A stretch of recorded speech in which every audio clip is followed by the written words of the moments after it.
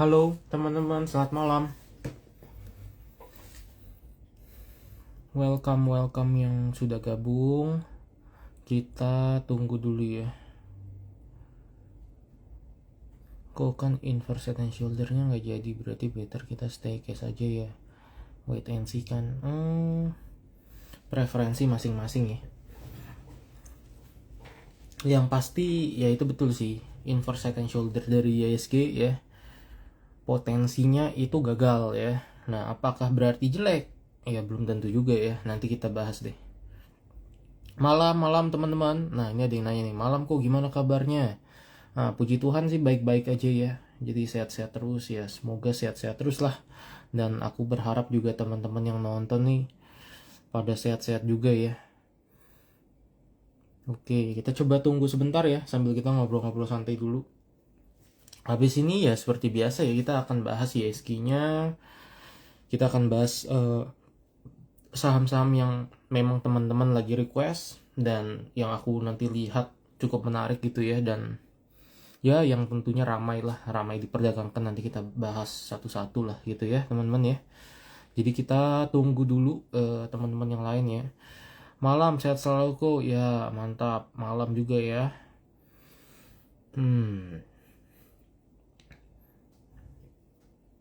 Oh iya, sama nanti itu mungkin kalau teman-teman mau coba request yang apa tentang IPO ya, nanti aku kasih tahu kesimpulannya aja lah gitu ya, karena IPO itu kalau kita bahas satu persatu sih lama banget gitu ya, banyak hal yang mesti dibahas nanti. Jadi aku kasih kesimpulannya aja gitu ya, kesimpulan dari aku pribadi ikut yang mana gitu ya, yang menurutku paling oke yang mana, nah aku kasih tahu aja gitu ya. Nah jadi aku nggak rahasia-rahasiaan lah untuk teman-teman yang gabung ya. Malamku apakah udah wise kalau misalnya mau average down? Tunggu dulu ya. Nanti kita akan bahas tentang ISG-nya kan, view-nya seperti apa. Nah, nanti teman-teman bisa melihat dan menilai sendiri sebenarnya gitu ya. Apakah wise untuk kita itu sekarang langsung average down atau kita mesti nunggu dulu? Nah, nanti akan ku kasih tahu lah gitu ya. Apakah saham Indonesia masih ada harapan? Masih. Oke, kayaknya ini sudah jam 8.05 juga ya, dan ini aku lihat juga sebagian teman-teman sudah pada gabung ya. Nah, tapi sebelum aku mulai, mungkin aku mau infokan ya ke teman-teman ya. Mungkin teman-teman juga punya rekan-rekannya gitu ya, atau keluarganya yang juga investasi atau trading di saham gitu ya. Nah, teman-teman silahkan untuk bisa nge-share live ini. Karena aku berharap ya bukan hanya teman-teman gitu ya yang dapat insight, yang dapat sesuatu gitu ya dari live ini, tapi aku harap sih makin banyak orang lagi gitu ya yang dapat manfaatnya gitu ya dengan kehadiran kita di sini. Nah, jadi seperti yang tadi aku sudah singgung ya. Nah, kita mau bahas apa sih sebenarnya? Ya tentu ya kita akan bahas tentang ISG kita dulu. Nah, ISG kita bagaimana? Nah, sebelumnya di minggu lalu kita ada bilang nih, ini ada kayak potensi inverse head and shoulder. Nah, ternyata apa? Ternyata kalau kita ngelihat memang posisi sekarang ya, itu tuh dia sudah breakdown ya dari shoulder kirinya ya. Nah, jadi bisa kita simpulkan sebenarnya secara gampang ini pattern inverse head and shoulder-nya gitu ya, ini gagal. Nah, tapi bukan berarti ini jelek ya. Nah, teman-teman juga bisa sebenarnya melihat gitu ya. Kita abaikan gitu ya shoulder kirinya. Nah, sekarang kita ngelihat pattern yang ini. Ini ada kayak cup gitu ya. Terus ini kayak ngebentuk apa? Nah, kayak ngebentuk handle. Nah, berarti apa? Ini bisa jadi juga sebenarnya cup and handle. Nah, jadi sebenarnya view-nya gitu ya untuk kedepannya ini masih overall masih bagus teman-teman menurutku pribadi ya. Nah, intinya ISG ya, itu tuh dia kalau mau terus menarik, mau terus bagus, dia nggak boleh breakdown dari bottomnya. Nah, ini yang paling penting lah gitu ya. Jadi kalau teman-teman tanya ISG apakah masih menarik, ya masih menarik menurutku. Nah, cuma ini memang lagi di fase retrace-nya gitu ya. Nah, intinya selama ISG tidak breakdown dari 5.317 hingga dengan 5.344, ini ISG masih on track dengan skenario bullish reversalnya. Jadi tidak perlu khawatir. Nah, yang jadi masalah apa? Kira-kira besok, minggu depan ini gimana kok gitu ya. Nah, potensi jangka panjangnya, jangka menengah panjangnya ini kan masih bagus ya. masih potensial lah untuk dia itu bisa on track di dalam skenario bullish reversalnya. Nah, cuma kalau kita berbicara jangka pendek ya, dalam beberapa hari ke depan, ya di minggu depan ini gitu ya, bagaimana gitu ya. Nah, kalau aku melihat sih ini overall sih semestinya masih akan bisa lanjut turun. Nah, bisa lanjut turun itu kenapa? Nah, ada alasannya sebenarnya. Nah, ada yang tahu nggak kenapa minggu depan itu kecenderungannya turun? Nah, clue-nya itu sebenarnya satu. Bursa kita kemungkinan besar di minggu depan itu bakalan tambah sepi tuh. Nah, padahal libur-liburan sudah nggak ada gitu ya. Nah, jadi alasannya karena apa gitu ya? Karena apa? ISG-nya punya potensi gitu ya di minggu depan ini makin sepi. Ada yang tahu nggak teman-teman? Nah, sebelum aku spill gitu ya. Nah, supaya ya kita sama-sama interaktif juga lah.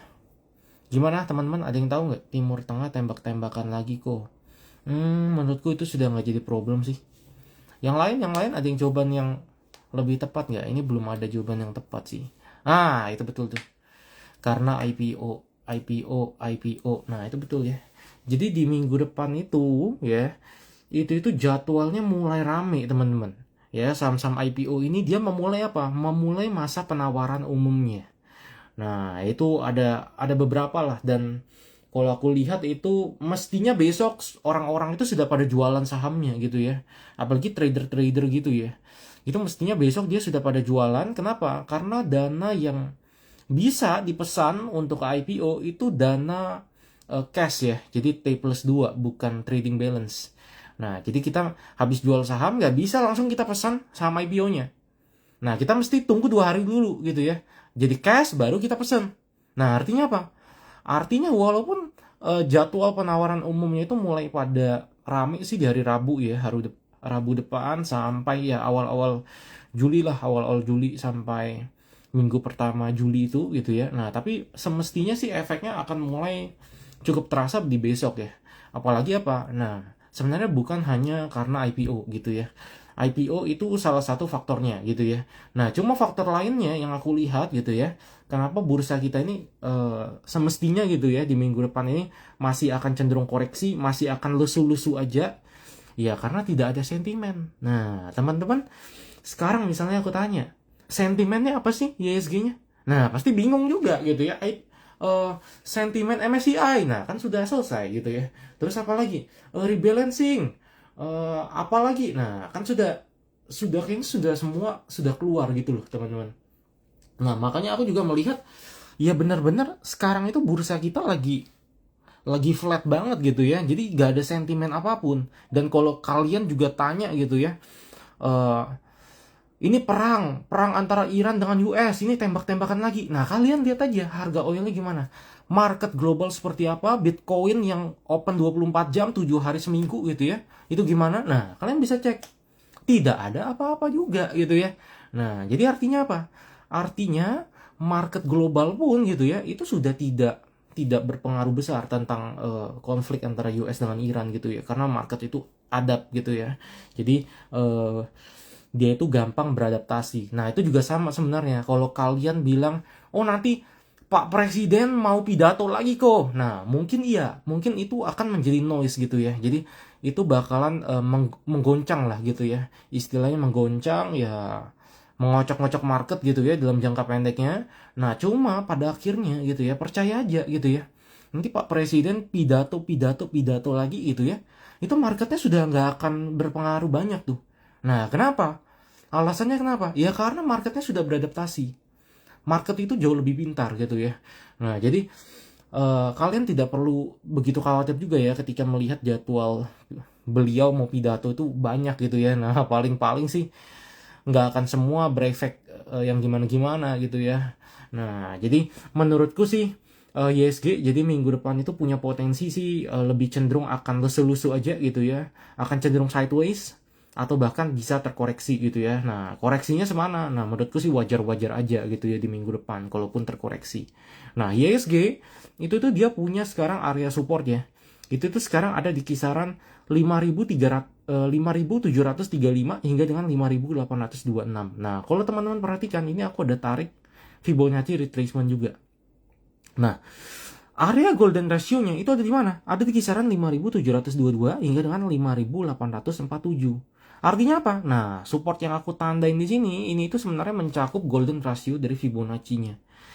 Nah, dalam ilmu Fibonacci itu biasanya retrace yang cukup dalam itu akan cenderung tertahan di area golden ratio. Nah, jadi kita bisa menyimpulkan apa? Ya, harapannya gitu ya. Harapannya sih amit-amit kalaupun ISG masih lanjut turun gitu ya di minggu depan ini, ya ISG turunnya sampai sini aja gitu ya. Nah, ini harapanku gitu ya. Nah, cuma tidak menutup kemungkinan juga gitu ya. Kalau ISG itu ternyata breakdown ya, breakdown dari support ini. Kalau amit-amit dia breakdown dari support ini, maka dia bisa kemana? Next supportnya. Nah, next supportnya ada di 5.621 hingga dengan 5.683 atau bahkan sampai sini pun juga masih oke gitu ya. 5.420 hingga dengan 5.520-an. Intinya apa? Intinya dia tidak boleh breakdown dari bottomnya. Ya 5.317 hingga dengan 5.344. Nah, kalau dia bisa rebound gitu ya. Resistannya sekarang yang terdekat ada di mana sih? Ada di 5.900-an hingga dengan 6.000-an. Ya, jadi itu ya teman-teman ya untuk insight-nya terkait ISG kita. Jadi kalau kita berbicara prospek jangka menengah panjang ini masih ada harapan ya. Ini masih overall ya still on track lah di dalam skenario bullish reversalnya. Cuma jangka pendeknya mestinya ini masih akan lusu-lusu gitu ya. Ya mungkin sampai after masa-masa penawaran umum dari IPO itu selesai lah ya. Jadi kita berbicara ya mungkin 2 minggu ke depan lah itu mungkin baru lebih ramai lagi gitu ya untuk bursanya. Next coba kita lihat. Ini untuk ISG-nya udah. Terus kita next kita bahas apa? Nah ini sebentar ya.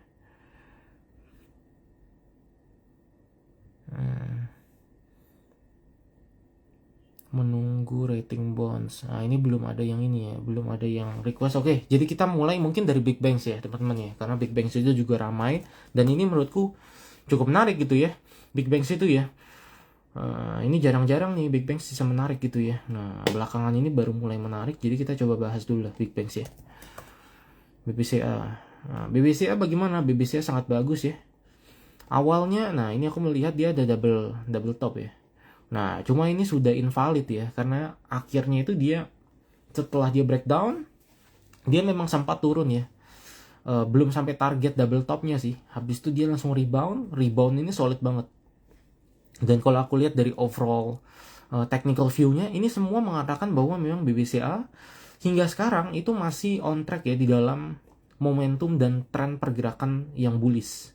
Dan ini terlihat juga didukung ya oleh akumulasi besar yang ada dilakukan oleh foreign. Foreign itu di hari Jumat kemarin di kala marketnya lesu-lesu gitu ya. BBCA itu dapat inflow dari foreign. Dia inflow-nya juga nggak main-main gitu ya. Bukan kecil-kecil doang. Nah, ini dia inflow-nya hampir 430 miliar. Nah, itu luar biasa sih menurutku ya. Nah, jadi semestinya sih view untuk BBCA ke depannya ini masih cenderung cerah. BBCA itu sekarang sebenarnya lagi di resisten ya, lagi nguji resistennya di 6.100 hingga dengan 6.225. Nah itu nanti teman-teman perhatikan, semestinya sih bisa breakout ya dari 6.225. Nah kalau BBCA benar bisa breakout dari resisten ini, maka next targetnya ke last high ya. Last high-nya itu tepat juga di kisaran resistennya 6.400 hingga dengan 6.500 itu BBCA. Itu BBRI, oke.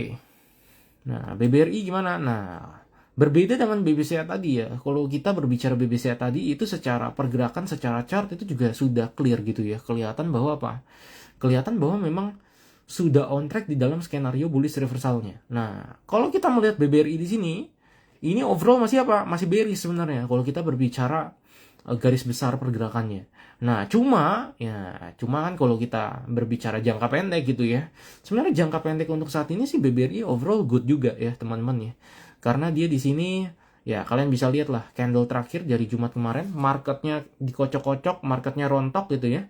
BBRI nggak rontok loh, dia malah closingnya itu hijau ya, plus 0,7% ya, naik tipis lah gitu ya. Tapi ini suatu pencapaian ya di kala marketnya sedang koreksi gitu ya. Nah artinya di sini memang pergerakannya cenderung kuat di dalam jangka pendeknya. Dan kalau kita melihat dari sisi Broxum ternyata juga ada inflow ya yang terjadi, yang banyak dilakukan oleh pihak foreignnya itu ada masuk ya di BBRI itu sekitar 75 miliar rupiah. Nah itu lumayan lah gitu ya.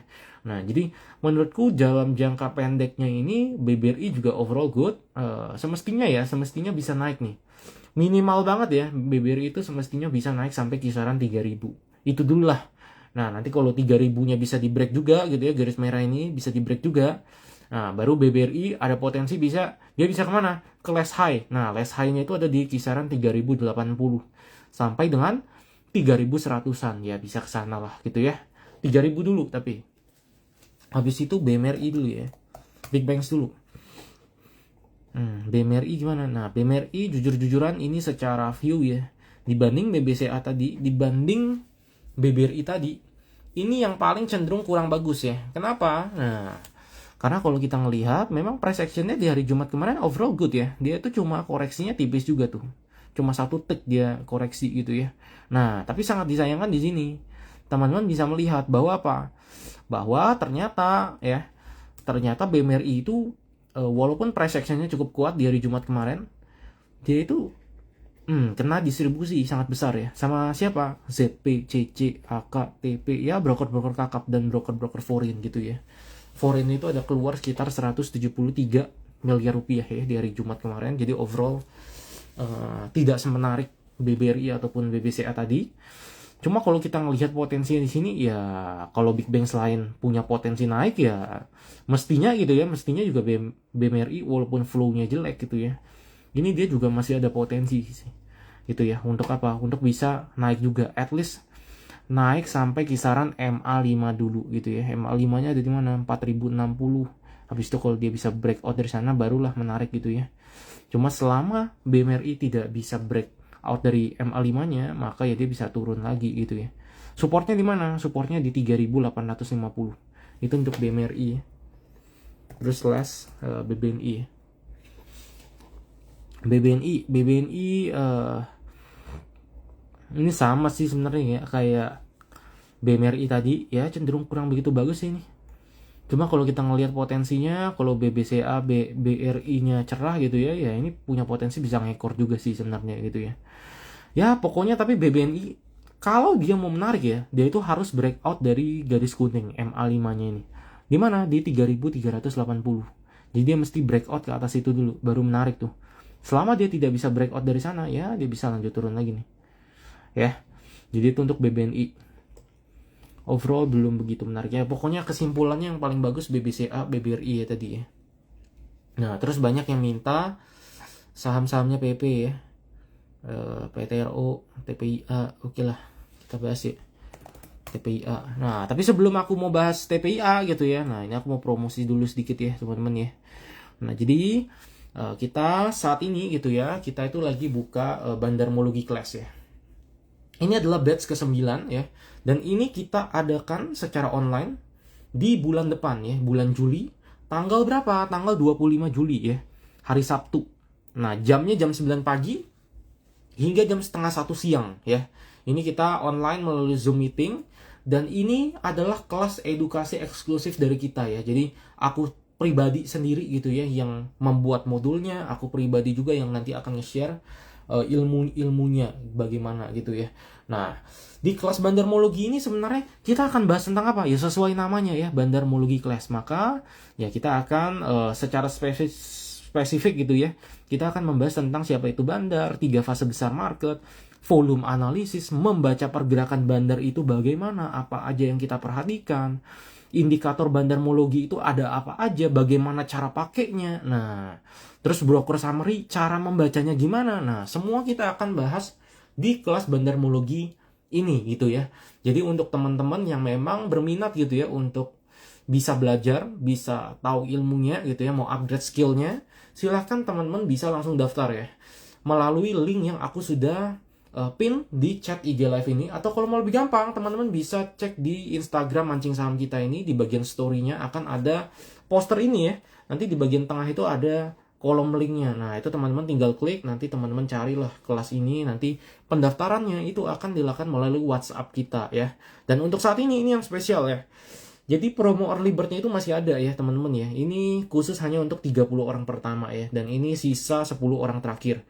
Jadi kalau teman-teman berminat, mau dapatin promonya juga, ya silakan bisa langsung daftar. Karena ini promonya terbatas dan khusus hanya untuk 30 orang pertama aja. Oke, jadi itu sekilas tentang kelas yang kita lagi open. Next kita bahas tentang apa?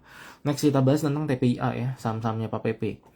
Nah, TPIA bagaimana? TPIA jujur-jujuran ya. Kalau kita berbicara dari sisi saham-saham konglomerasi PP itu kan ada 6 ya. Nah, itu yang paling menarik mana? Yang paling menarik jujur-jujuran ini. TPIA menurutku. Kenapa? Nah, karena teman-teman bisa ngelihat ya. Jadi patternnya itu setelah kulihat-lihat lagi gitu ya. Ini bukan jadi inverse head and shoulder ya. Bahkan kalau kita berkaca dari yang sebelumnya gitu ya.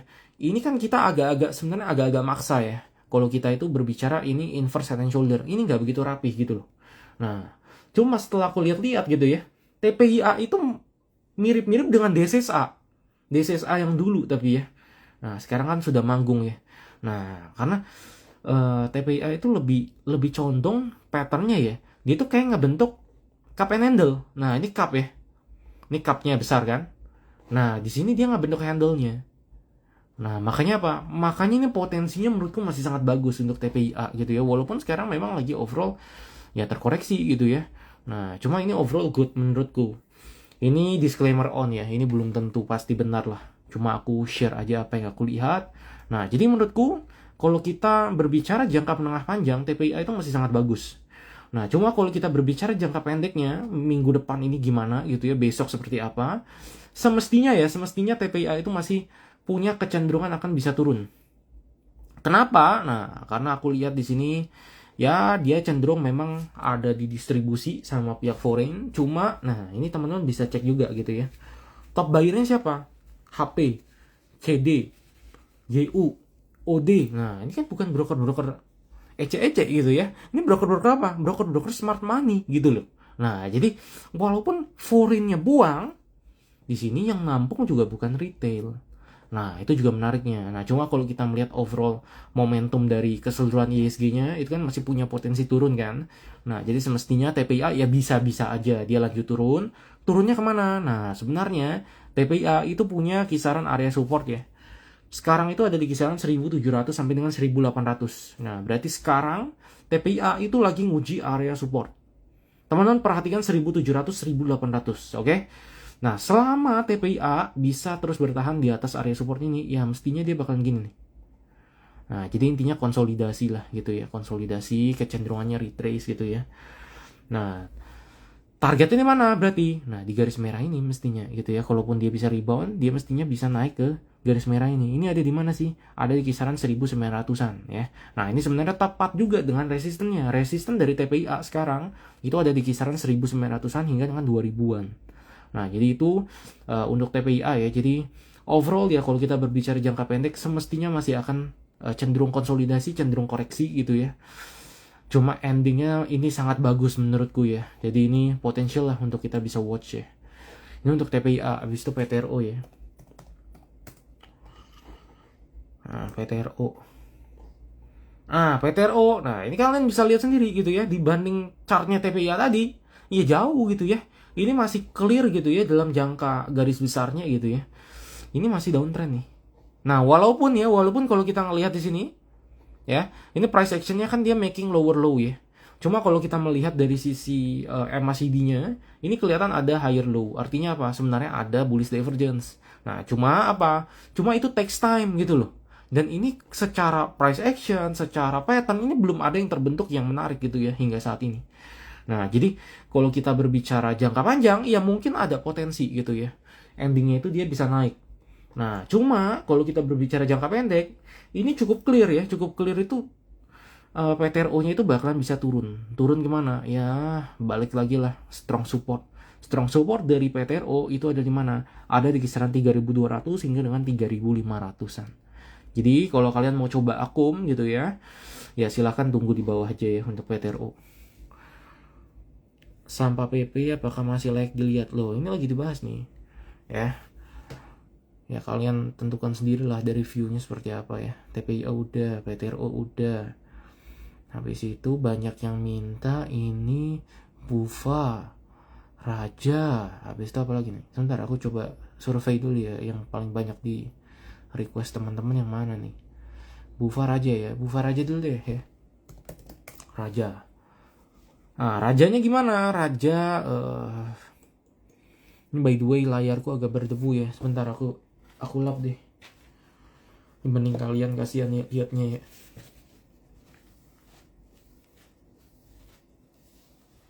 Nah, sudah kelihatan nggak berdebu kan? Mohon maaf ya teman-teman ya. Nah, ini sudah agak lebih clear lah. Oke, Raja dulu ya, Raja. Nah, Raja jujur bagus ya.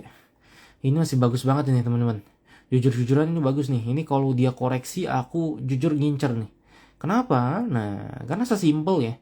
Dia kan kayak ngebentuk channeling ya. Sebelum itu ada bearish channeling nih. Nah, ini kayak pattern double bottom juga. Dan dia ya clear ya. Di sini ada apa? Ada bullish divergence juga gitu ya. Nah, jadi secara pattern menarik, secara price action oke, dan ini dia juga didukung oleh apa? Oleh flow-nya. Nah, jadi kalau kita berbicara 1 bulan terakhir ya, di selama bulan Juni ini, itu sangat clear gitu ya, bahwa apa? Raja ini ada di akumulasi sangat besar oleh HP. Nah, apakah ini retail? Nah, tentu tidak ya. Ini adalah semestinya sih smart money ya, fund manager lah gitu ya. Dia kan punya reksadana juga kan.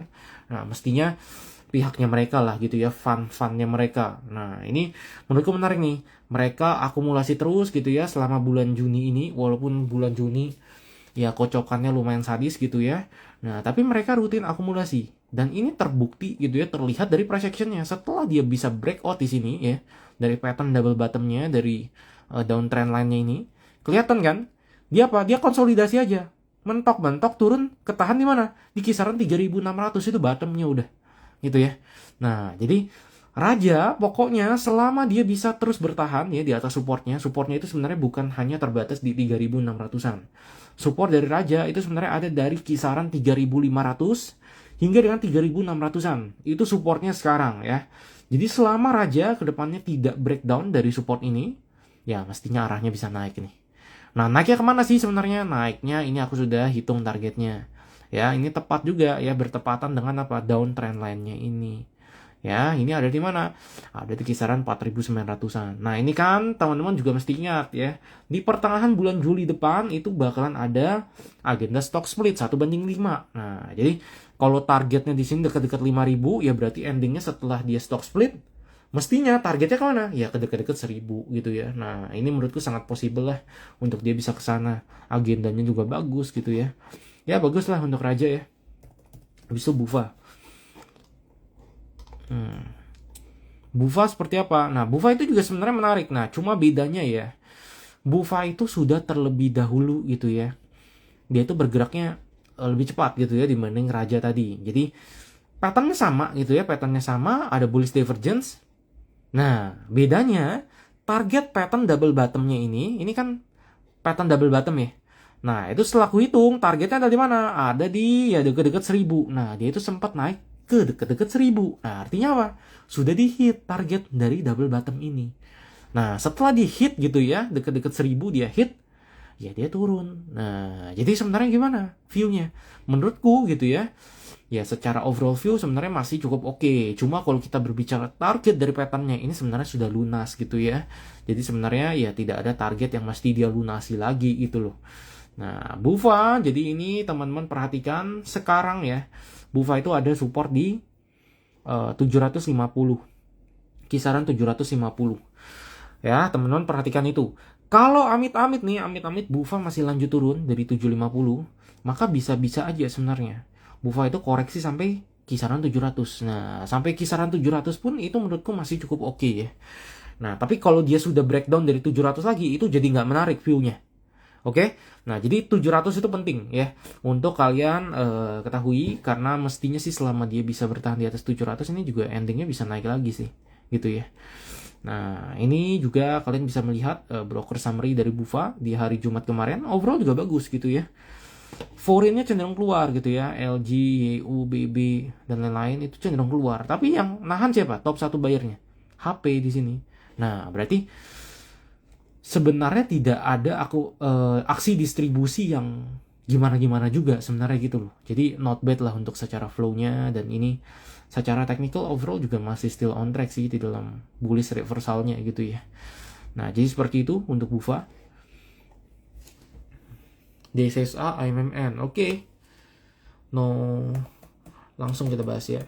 DSSA, AMMN. Boleh kita bahas. Ini kan rame nih. Nah, ini menarik nih ya. Nah, jadi chart TPIA sekarang gitu ya, dia tuh kayak lagi ngebentuk yang ini teman-teman, di DSSA yang sebelumnya. Nah, cuma bedanya DSSA itu jauh lebih cepat gitu ya, dia jauh lebih enteng. Nah, TPIA itu memang jauh lebih berat ya, karena setelah crash itu banyak banget retail yang ngomongin kan, dan banyak juga yang memang akumulasi gitu ya. Nah, jadi memang cenderung lebih berat, makanya konsolidasinya jauh lebih panjang dibanding DSSA ini. DSSA ini sangat-sangat kering gitu ya. Nah, DSSA ini kalau kita ngelihat dari pattern yang sebelumnya terbentuk pun gitu ya, ini kan pattern cup and handle ya, ini sudah confirm. Nah, targetnya itu sebenarnya ada di kisaran 970. Ini belum dihit. Nah, berarti apa? Berarti arahnya ini masih akan ke sana ya. Nah, menariknya lagi gitu ya, setelah aku lihat-lihat loh, kok kayak di sini ngebentuk apa? Nah, ini adalah pattern ascending triangle. Nah, ascending triangle itu adalah pattern bullish continuation pattern. Jadi sebelumnya bullish, ketika dia membentuk pattern ini dan dia valid gitu ya, ini mestinya arahnya bisa lanjut naik gitu loh. Nah, jadi ini secara chart, secara pattern, secara price action ini bagus banget ya. Ini kalian juga bisa ngecek gitu ya track recordnya selama semingguan terakhir lah, di kala market kita cenderung koreksi, cenderung making lower low gitu ya. Ini kelihatan nih, DSSA-nya nggak bikin lower low, dia malah nanjak terus gitu ya. Nah, jadi DSSA menurutku sangat bagus lah untuk view-nya sekarang, itu sangat-sangat bagus. Bahkan kalian juga bisa melihat ya, ini dalam 2 hari lah kita berbicara ya, seminggu terakhir ya, itu top akumulasinya gitu ya, top akumulatornya itu ada SS sama DH. Dia itu akum ini lebih dari 600 miliar berdua nih. Nah, kalau dilihat ini afiliasi yang sama ya, dan ini merupakan smart money dari DSSA gitu ya. Kalau yang ku percaya sih ini afiliasi dari ownernya gitu ya. Nah, jadi mereka sendiri nih yang nampungin terus, yang jagain. Nah, berarti apa? Ya berarti ada sesuatu yang bagus. Nah, ya, jadi ini sangat bagus menurutku. Nah, kalau untuk DSSA, kalau kalian tanya area supportnya sebenarnya ada di mana sekarang? Area supportnya itu ada di kisaran kisaran 780 sampai dengan 800 lah, kisaran 800 lah. Itu supportnya. Terus selama dia bisa bertahan di atas support itu ya minimal banget ya ke sini deh gitu ya. Nah, kisaran resistennya deh deket-deket berapa? Deket-deket 900 dulu.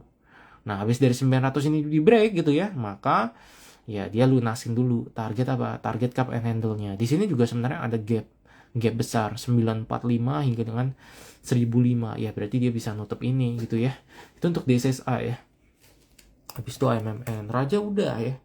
Nah, jadi untuk saham-saham yang aku sudah bahas, aku tidak bahas lagi ya, tidak aku ulangi. Nah, AMMN gimana? AMMN, nah ini sebelumnya dia kayak ngebentuk double bottom. Nah, ternyata tidak ya, ini gagal jadi. Nah, cuma menarik juga gitu ya.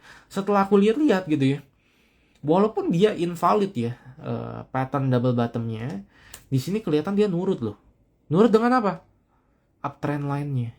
Nah, ini sebenarnya menunjukkan bahwa memang trennya ini masih dijagain gitu loh. Tren kenaikannya ini masih cenderung dijagain. Nah, jadi semestinya apa? Kalau marketnya bisa mendukung gitu ya, dan AMMN bisa merespon positif, semestinya dia bisa rebound ini. Karena ini tepat lagi di kisaran support ya.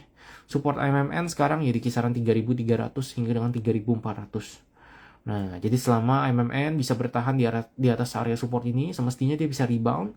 Targetnya kemana? Ya, baliklah kisaran resisten kuat ya.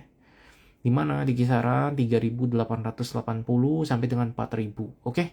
Itu untuk AMMN ya. AMMN juga masih bagus kok menurutku. Bentar ya. Bahas apa lagi ya? TPIA udah, Raja udah, cuan belum ya, cuan aja deh. Cuan habis itu sebentar ya. Cuan ya, cuan ini banyak yang minta. Habis dari cuan,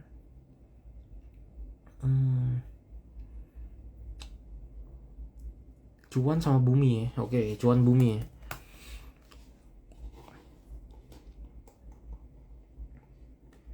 Nah, tapi sebelum aku lanjut gitu ya, aku mau apa? Mau iklan lagi gitu ya. Siapa tahu teman-teman di sini kayaknya banyak yang masih apa? Baru gabung gitu ya. Nah, di live-nya. Jadi kita sekarang itu lagi ada buka gitu ya. Kelas bandarmologi gitu ya. Nah, di sini gitu ya, sesuai dengan namanya gitu ya. Ini kita kelas yang difokuskan spesifik gitu ya. Topiknya kita akan belajar tentang ilmu bandarmologi gitu ya. Jadi tentang siapa itu bandar, 3 fase besar market, volume analisis, membaca pergerakan bandar, indikator bandarmologi gitu ya. Broker summary bagaimana bacanya gitu ya, menemukan yang menarik seperti apa. Nah, semua kita akan pelajarin di kelas ini. Ya, ini kelas kita adakan secara online melalui Zoom meeting di bulan depan ya, di hari Sabtu tanggal 25 Juli 2026 jam 9 pagi hingga jam setengah 1 siang. Nah, ini salah satu benefit dari kelasnya, tadi aku belum ada infokan gitu ya. Ini sebenarnya kita akan sediakan recording kelasnya ya, jadi untuk teman-teman yang takut misalnya nggak bisa join full, ya nggak apa-apa, nanti bisa tonton recordingnya. Nah, selain itu teman-teman akan dapat WhatsApp grupnya ya. Nah, ini adalah grup diskusi kelasnya ya. Jadi sifatnya ini lifetime. Jadi sampai kapanpun ke depannya kalian kalau mau tanya-tanya tentang ilmunya atau tentang marketnya itu silahkan gitu ya. Karena aku pribadi yang akan share dan aku pribadi juga yang akan bantu terus ke depannya gitu ya.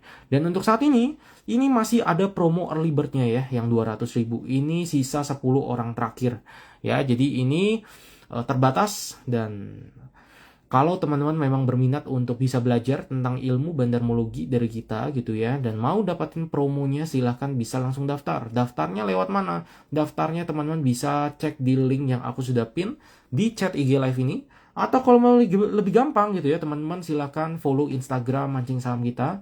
Nanti di bagian story-nya akan ada poster seperti ini. Nanti di tengah itu ada kolom linknya. Nah, kalian klik gitu ya, kalian cari kelas ini. Nanti pendaftarannya kita akan lakukan di WhatsApp kita. Oke. Nah, next kita bahas tentang cuan ya. Cuan sangat disayangkan ya, sangat disayangkan, ini cenderung jelek view-nya. Dia barusan juga breakdown dari apa? Dari strong support 600-nya ya. Nah, ketika dia breakdown, volume cenderung meningkat dan kelihatan sih memang secara momentum ini cenderung bearish sih udah gitu ya. Untuk cuan, dan memang kalau kita melihat dari Broxum belakangan ini cenderung distribusi juga.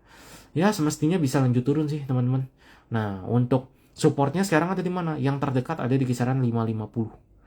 Kalau cuan amit-amit nih, dia juga breakdown dari 550. Siap-siap dah gitu ya. Kemana? Ke bottomnya lagi nih.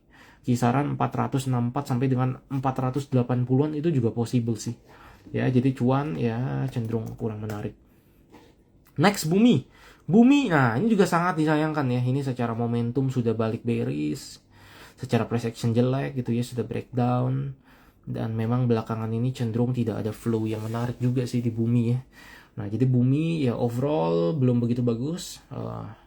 Dia mestinya sih bisa masih lanjut turun sih, teman-teman ya. Nah, strong support berikutnya ada di mana? 126 hingga dengan 130 nih. Ya, kisaran bottomnya nih. Oke. Itu untuk bumi ya. Next kita bahas MDKA. Oke lah, MDKA emas ya. Boleh-boleh. Itu satu grup sih.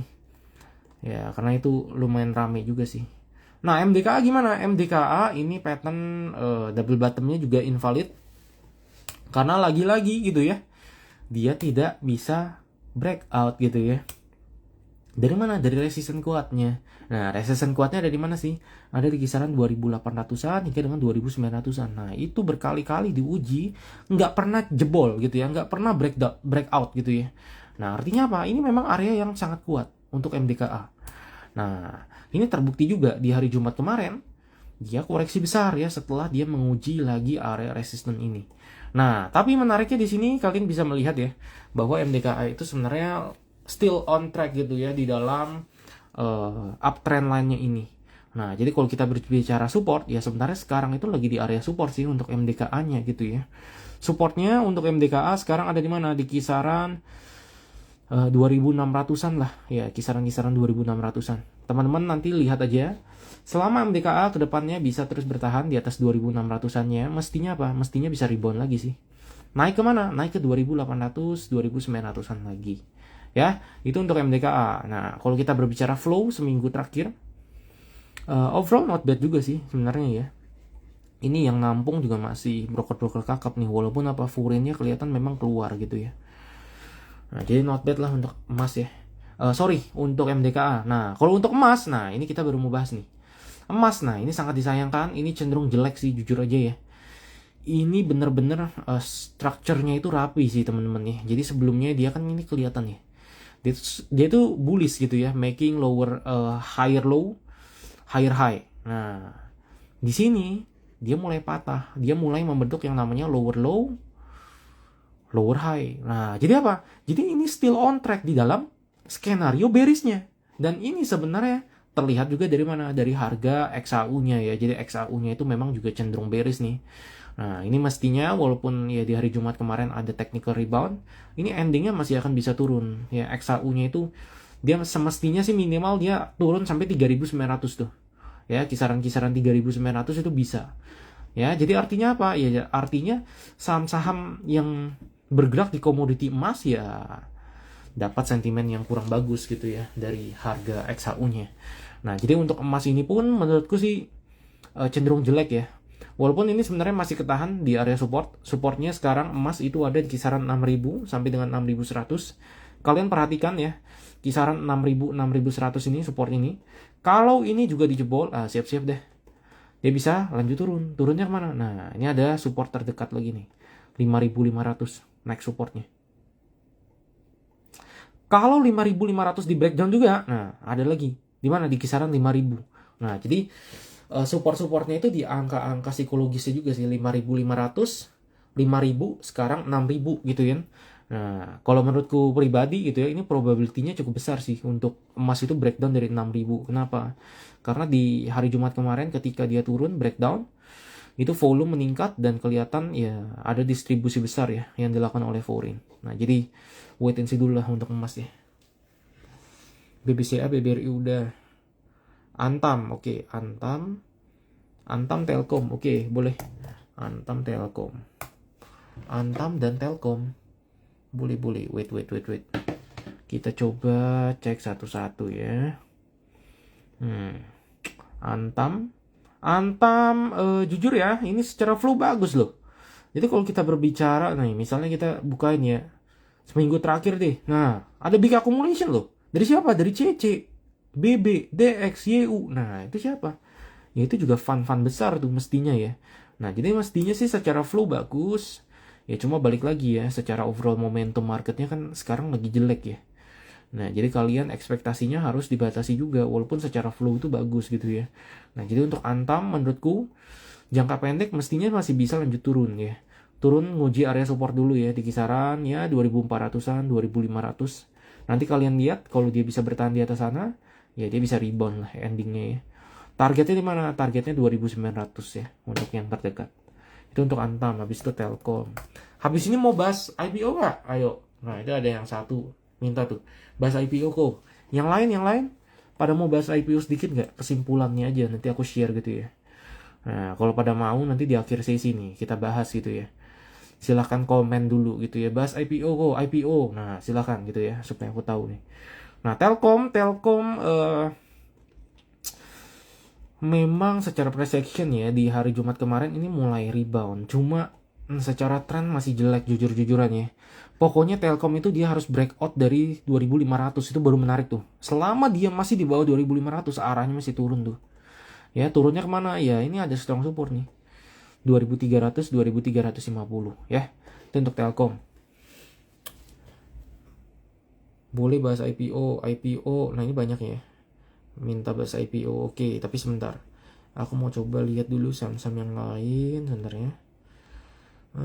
Inet, oke, Inet boleh nih. TPO udah guys. Inet sama Bull, oke, ada yang minta Bull. Inet, Bull, Dewa, oke. Inet, Bull, Dewa, habis itu baru kita bahas IPO ya. Inet, Bull sama Dewa, jangan sampai lupa deh. Inet, Bull, Dewa, oke. Inet dulu. Nah, Inet bagaimana? Inet, ini belum. Secara momentum sebenarnya masih oke nih, masih kuat nih. Ya, secara momentum masih oke, secara overall technical indikatornya ini kelihatan masih cukup oke. Cuma agak rawan sih jujur aja ya, melihat situasi sekarang sih memang agak rawan nih untuk Inet gitu ya. Nah, pokoknya Inet itu sekarang perhatikan angka 186-nya ya. Nah, selama Inet ya ke depannya dia itu bisa bertahan di atas 186 ini, ya at least dia konsolidasi dulu lah ya. Sideways dulu. Nah, ini targetnya berarti ada di mana? Targetnya ada di kisaran 210 ya. Jadi kemungkinan besar ya view-nya masih akan kayak gini dulu deh. Mestinya lo ya. Disclaimer on ya. Nah, ini untuk Inet ya. Karena kalau kita ngelihat volumenya masih cenderung kecil di hari Jumat kemarin juga ada distribusi ya dari foreign ya. Tetap hati-hati ya untuk Inet. Tapi overall kalau kita berbicara technical ini overall masih good sih untuk Inet. Habis itu bull. Inet, bull, dewa. Oke, bull sama dewa ya. Bull bagaimana? Bull kalau ini aku tarik ya. Ini ada Fibonacci, namanya Fibonacci retracement. Nah, kalau kita berbicara area support kuat gitu ya untuk bull, sekarang itu ada di mana sih? Ada di kisaran 322 sampai dengan 342. Nah, kalau kita melihat overall momentum marketnya yang memang cenderung koreksi juga gitu ya. Kelihatan di hari Jumat ketika bull ini koreksi, cenderung juga ada di distribusi gitu ya. Nah, semestinya memang jangka pendeknya bull juga masih akan bisa koreksi ya. Koreksinya kemana? Ya, koreksinya ke kisaran strong support itu. Golden ratio dari Fibonacci retracement-nya. 322 hingga dengan 342. Nah, harapannya nanti setelah dia koreksi ke sana gitu ya. Moga-moga gitu ya, moga-moga sih dia bisa rebound gitu ya. Nah, rebound, kalaupun rebound gitu ya, targetnya kemana? Targetnya dia bisa ke 360-an ya. Nah, jadi itu untuk bull lah. Jadi jangka pendeknya juga masih belum begitu oke sih. Sama dewa ya. Terakhir nih. Habis itu kita bahas IPO ya. DSSA udah. Nah, itu dari tadi minta-minta DSSA padahal udah dibahas tuh. Dewa gimana? Dewa jujur ya, ini secara pergerakan memang lebih bagus ya dibanding bumi ya, induknya. Nah, cuma kalau kita berbicara view-nya gimana besok-besok, semestinya juga masih akan turun nih. Nah, ini aku tarik Fibonacci retracement, sekarang itu lagi di golden ratio ya sebenarnya. Sampai 300 itu ada support. Nah, cuma hati-hati ya. Ini sih kelihatan memang dia cenderung ketahan di kisaran 300 gitu ya. Dan kalau kita ngelihat dari Bloxum, walaupun overall memang ada didistribusikan, ini foreign-nya ternyata ada masuk loh. Di hari Jumat kemarin itu. Dewa itu dapat inflow dari foreign itu sekitar 18,6 miliar ya di hari Jumat kemarin gitu ya. Nah, pokoknya perhatikan ya 300 ini. Kalau Dewa bisa bertahan di atas angka 300, maka mungkin aja sih sebenarnya untuk dia itu bisa rebound ya. Reboundnya kemana? MA5 ya. Jadi resistennya itu sekarang di MA5 di kisaran 330-an ya. Nah, itu kalau dia bisa bertahan di atas angka 300. Nah, kalau amit-amit dia lanjut turun besok gitu ya. Dia breakdown dari 300 ya, maka siap-siap ya. Dia bisa turun sampai 270 itu juga possible gitu sih. Ya, teman-teman ya. Itu untuk Dewa. Nah, next terakhir ya kita bahas saham-saham IPO. Nah, ini aku share, ini khusus saja untuk teman-teman yang ikutan live Instagram ini. Ini sebenarnya kita cuma kasih di mancing saham community kita gitu ya, di WA grup eksklusif kita gitu ya. Ini sudah kita share nih. Nah, ini ada jadwalnya gitu ya. Dan ini aku sudah bikinin yang rapi gitu ya. Nah, ini untuk teman-teman sebenarnya gitu ya. Nah, jadi teman-teman bisa melihat di sini ya. Nah, jadi intinya apa? Ini sebentar, aku coba minimize aja ya. Aku minimize. Nah, supaya kita ngelihat full gitu ya. Nah, kalian bisa ngelihat ya. Jadi ini adalah rangkuman dari jadwal-jadwal IPO yang berentet itu. Ini untuk teman-teman ya. Dan ini aku tidak share dimanapun, jadi kalau kalian mau screenshot silahkan gitu ya. Nah, ini pokoknya yang kita lihat gitu ya. Jadi aku pribadi gitu ya. Nah, ini pertama, aku melihat dari 6 IPO ini gitu ya.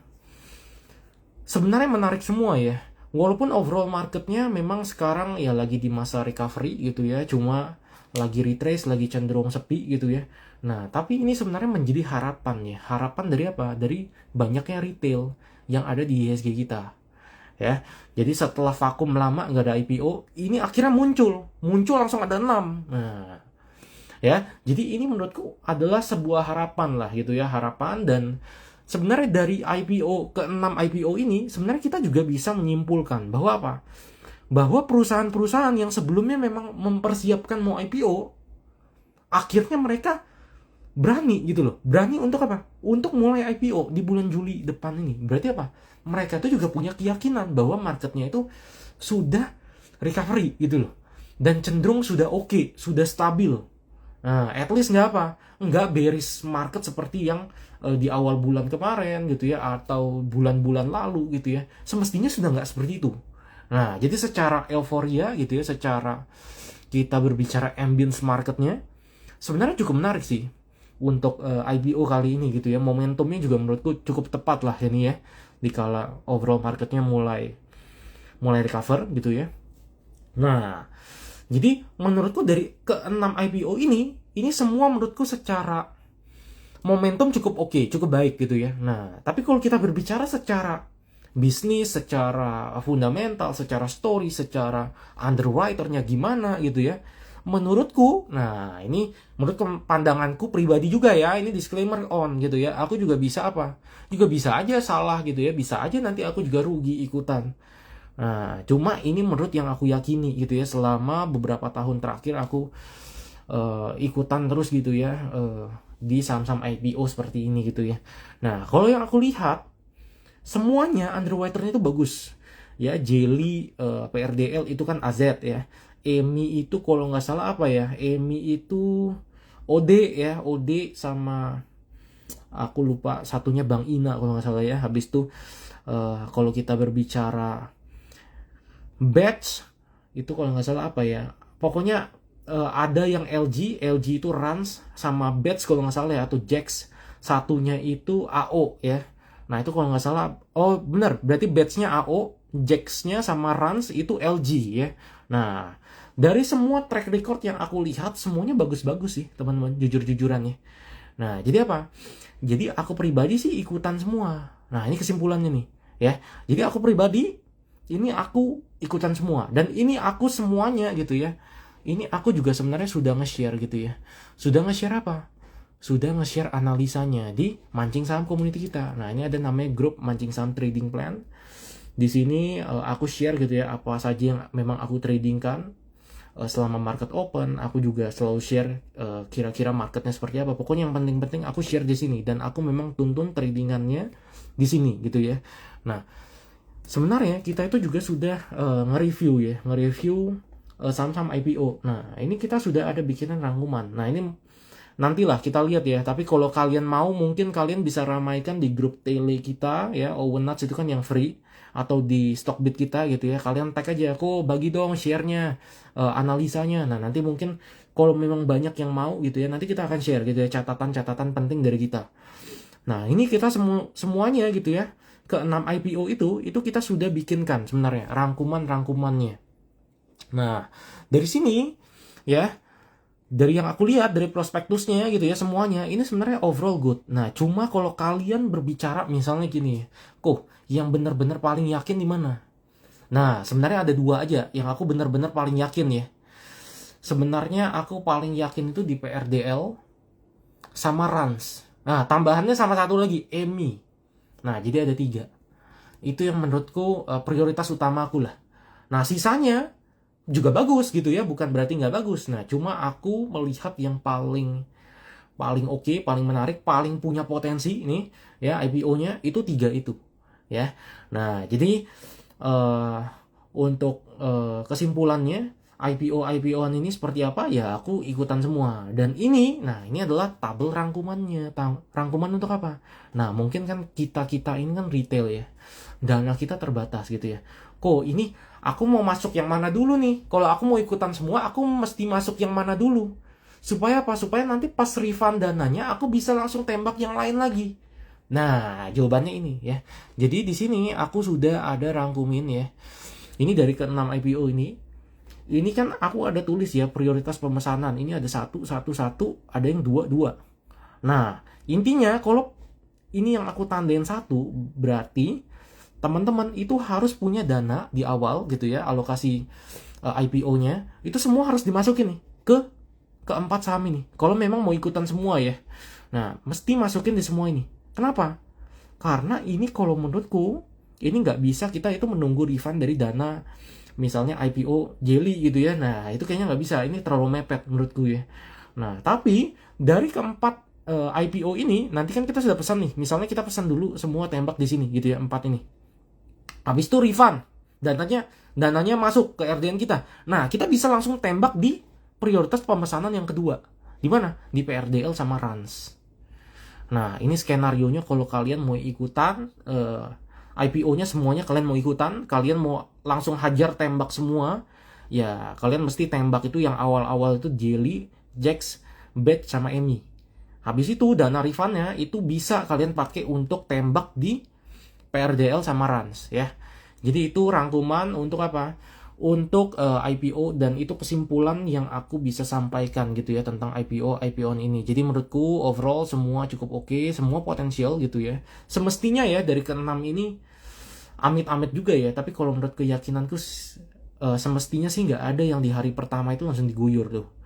Jadi menurutku pribadi sih mestinya minimal banget ya, sejelek-jeleknya IPO ini gitu ya, di hari pertama mestinya sih dia bakalan tetap hijau gitu ya. Nah, cuma harapannya ya bisa berarah berjilid-jilid lah gitu ya.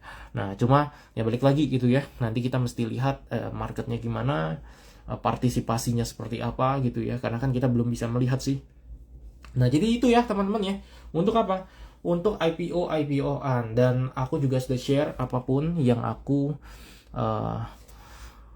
sudah catat gitu ya di mancing saham community kita. Nah jadi untuk teman-teman ya, ini kita juga announce gitu ya, bahwa kita itu sebenarnya kalau kalian tanya gitu ya, kok ada nggak sih komunitasnya yang eksklusif? Ada sebenarnya. Nah cuma ini memang tidak terbuka untuk umum. Ini kita memang berbayar gitu ya. Karena apa? Karena untuk yang mau-mau aja gitu ya. Ini salah satu cara filteringnya lah. Jadi untuk teman-teman yang memang serius mau coba ikutan tradingan kita gitu ya, ya kalian bisa masuk di mana, di mancing saham community ini. Nah ini untuk detailnya gitu ya, ini ada paketnya apa aja, harganya berapa, apa yang didapatkan. Nah semuanya sebenarnya itu kalian bisa lihat juga di link yang aku sudah pin di chat IG live ini. Jadi kalian cek aja di sana, nanti ada posternya gitu ya. Nah jadi nanti kalian kalau memang berminat ya kalian bisa langsung daftar ya. Jadi itu ya teman-teman ya, sekilas untuk live malam ini ya. Jadi kayaknya cukup untuk live malam ini. Aku juga sudah cukup banyak bahas tentang ISG-nya, tentang prospek ISG, tentang saham-saham konglomerasi, saham-saham komoditi, saham-saham apalagi tuh Big Bang, semua tadi sudah aku bahas gitu ya, yang kalian requestin. Nah jadi semoga semoga bermanfaat, dan semoga ya amit-amit kalaupun memang minggu depan masih koreksi, masih lesu-lesu, semoga aja gitu ya, nggak dalam-dalam deh gitu ya, sampai 5.700, 5.800 aja, moga gitu ya. Tapi nanti kita lihat lah gitu ya, marketnya seperti apa. Pokoknya good luck untuk kita semua, jangan menyerah, karena ini still on track lah di dalam bullish reversalnya. So thank you untuk teman-teman yang sudah gabung, semoga bermanfaat, dan ya happy trading ya untuk minggu depan. Thank you teman-teman.